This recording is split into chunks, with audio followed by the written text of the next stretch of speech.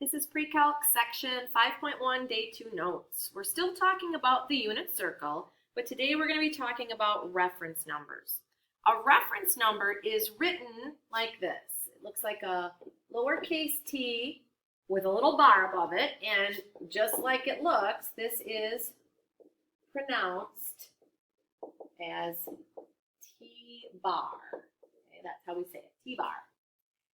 T-bar is the shortest distance along the unit circle between the x-axis and the terminal point.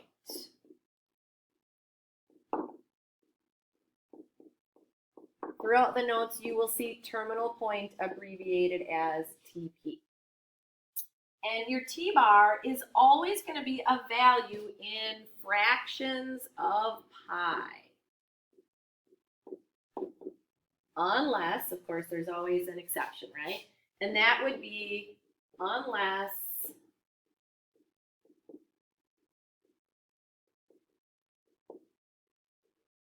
the original value is given as a decimal. And we will have an example like that as we go on here, and you will understand what we mean when we do that example. Okay, so for our first couple of examples, it just says that we are supposed to find the reference number for each value of t. Okay, so the first one, example 1, t is given as 7 pi over 6. So when we think about where 7 pi over 6 is located on the unit circle, this initial angle, pi units, is all the way to here, right? And then, so that would, that would be 6 pi over 6. So if we're going to go 7 pi over 6, we're just going to go another 1/6 of a pi around. So our unit, our initial angle t is about that right there. Okay, we don't have to be exact. Well, remember, T-bar is defined as the shortest distance along the unit circle between the x-axis and the terminal point. So that means that T-bar is going to be that angle right there. So T-bar in this case is going to be 7 pi over 6 minus pi, which leaves us with pi over 6.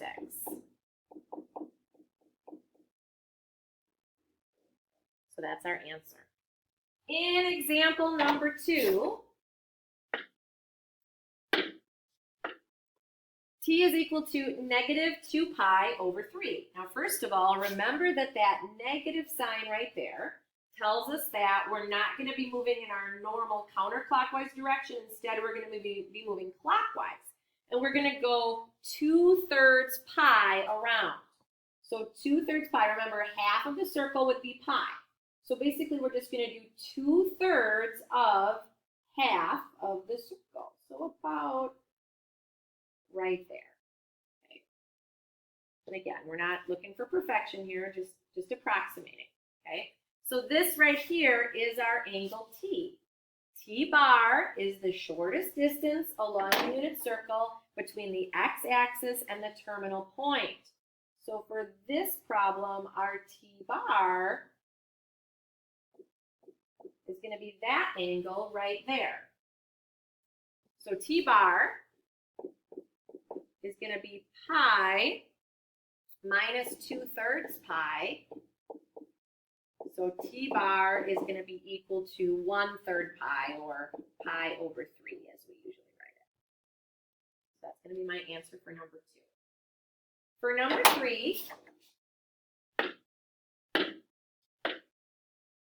my initial angle T is pi over 4. Pi over 4 is half of the first quadrant of the unit circle. So pi over 4 goes to about there. Right, that's my T. Whoops, excuse me, sorry, just T, not T-bar. That's my T, which is pi over 4.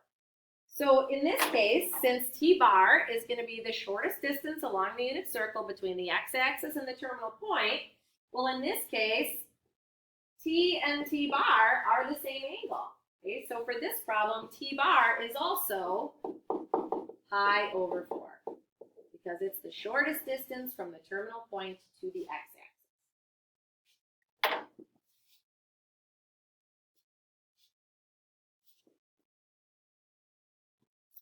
In example number 4,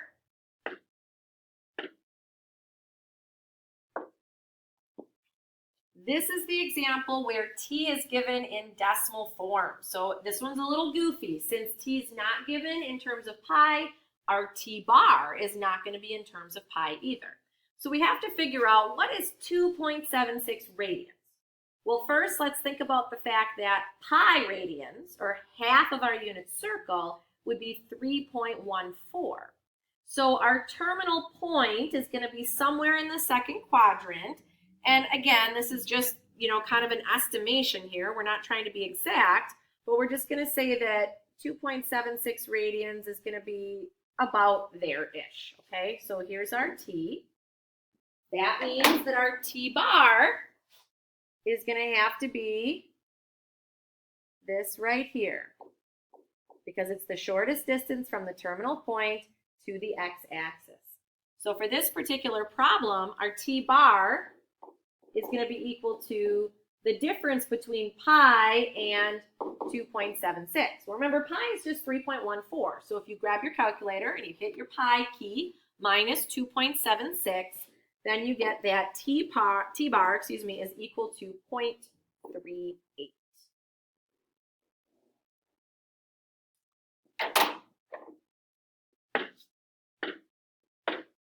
Our last example, 16 pi over 3, since our fraction of pi is improper, that means obviously that we are going around the unit circle multiple times.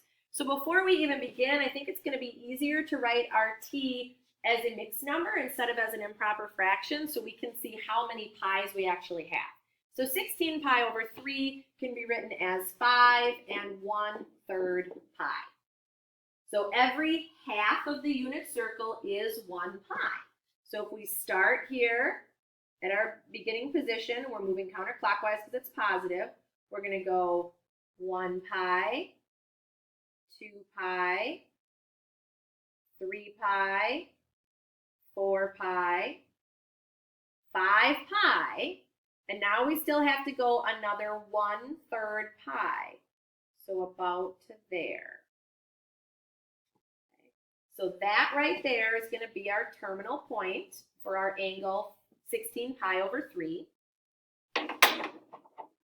Our t bar, remember, is going to be the shortest distance from the terminal point to the x-axis. So our t bar is going to be that angle right there. That's our reference angle. So for this problem, t bar is going to be equal to 5 1/3 pi minus the 5 pi, which just leaves us with t bar being equal to 1/3 pi, or pi over 3 would be how we would normally write it.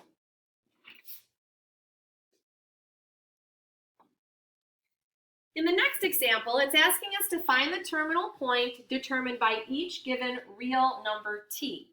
Okay, so we want to find the location of the point, but actually they're asking us what is that ordered pair that is located at the terminal point. Okay, so our first angle given here is t equals 5 pi over 6. This is what we're going to graph first, 5 pi over 6. Remember that 6 pi over 6 would be pi.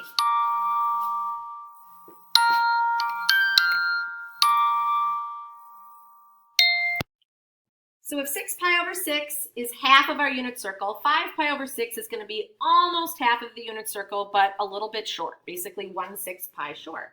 So we're going to go around the unit circle to about there. Okay. And that's going to be our angle right here. This is going to be our t. Well, that means that our t bar then is going to be this angle right here, which we know is going to be the angle pi over 6, right? So our reference angle is the angle pi over 6. That's our t bar. Well, the ordered pair for pi over 6, right? And if you just think about the ordered pair associated with pi over 6, that ordered pair is always square root of 3 over 2, comma, 1/2. When you think about the first quadrant of the unit circle, pi over 6 is our first value there, and it's always square root of 3 over 2, comma, 1/2. But what we have to remember is that our terminal point is in quadrant 2, right? Our terminal point is right here. So the ordered pair in quadrant 2 that is related to the ordered pair for the reference number is going to have different signs. If you think about the ordered pairs in quadrant 2, remember that all of the ordered pairs in quadrant 2 have a negative x value and a positive y value. So the terminal point for our t is going to be negative square root of 3 over 2, comma, 1/2. And the only reason I had to make that change is because my terminal point is in the second quadrant, not in the first quadrant.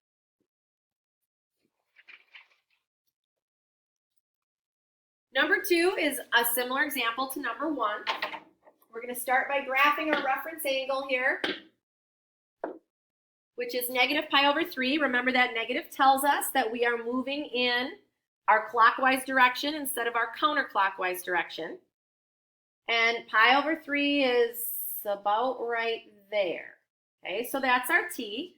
And for this particular situation, the shortest distance between the terminal point and the x-axis is going to be the same angle, right? So our t bar and our t are going to be pi over 3. Well, actually, our t bar is negative pi over 3. Excuse me, our t is negative pi over 3. Our t bar will be positive pi over 3. The ordered pair associated with pi over 3 on the unit circle is 1/2 square root of 3 over 2. But again, we need to think about what quadrant we're located in, right? And in quadrant 4, which is where our terminal point is located, in quadrant 4, our ordered pairs, x values are positive, y values are negative. So I just have to change my terminal point to 1/2 and negative square root of 3 over 2.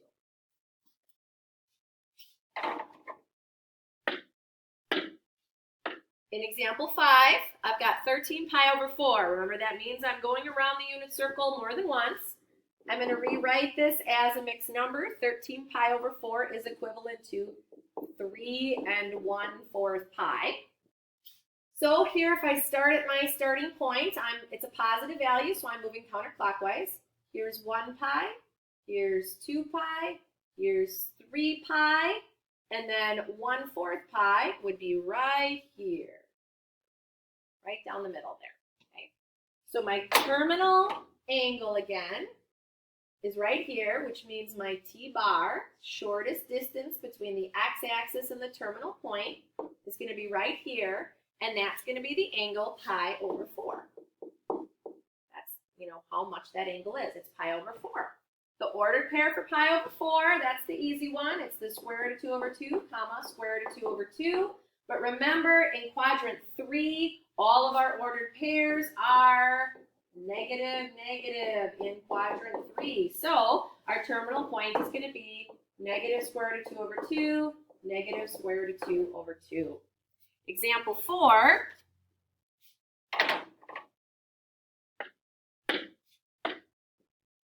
We've got a negative 11 pi over 2.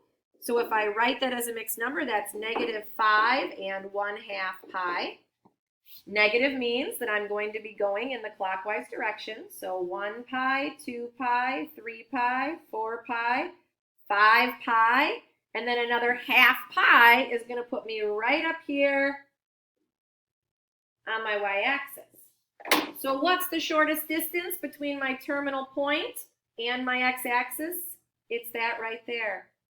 So t bar is going to be equal to pi over 2. So my reference number is going to be pi over 2.